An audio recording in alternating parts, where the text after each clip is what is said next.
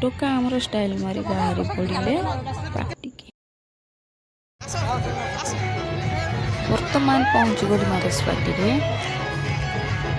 ଫୁଲଚନ୍ଦନ ମାର ସେତିକି, ତାପରେ ଏଇ ତ ନୃତ୍ୟ ମନୋରଞ୍ଜନ କାର୍ଯ୍ୟକ୍ରମ ବି ଏଠି ଚାଲିଛି। ଭାଇ କ'ଣ କରିବା, ଚାଲୁ। ଆରେ ଷ୍ଟେଜ୍ରେ କନ୍ୟା କୁଆଡ଼େ ଗଲେ? ଆରେ ସରି ସେ ଛତା ଭିତରେ କନ୍ୟାଟି ଆମର ଲୁଚି ଯାଇଛନ୍ତି। ଆଉ ଦେଖ କେତେ ଲୋକ।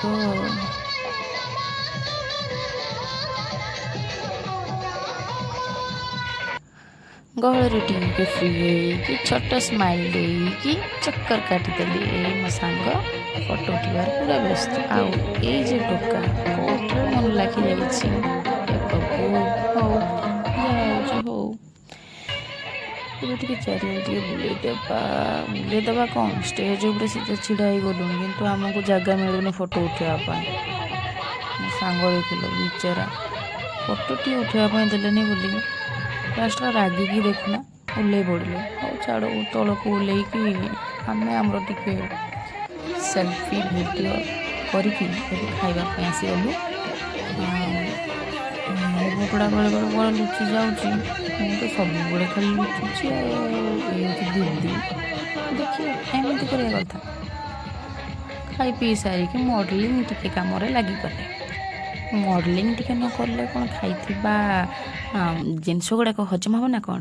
ବସ୍ ସେସବୁ ଛାଡ଼। ଏବେ ଆମେ ବର୍ତ୍ତମାନ ବାହାରି ପଡ଼ିଲୁ ଘରକୁ। ରାଘବ ସମସ୍ତଙ୍କୁ ହାଏ କରିଦିଅ।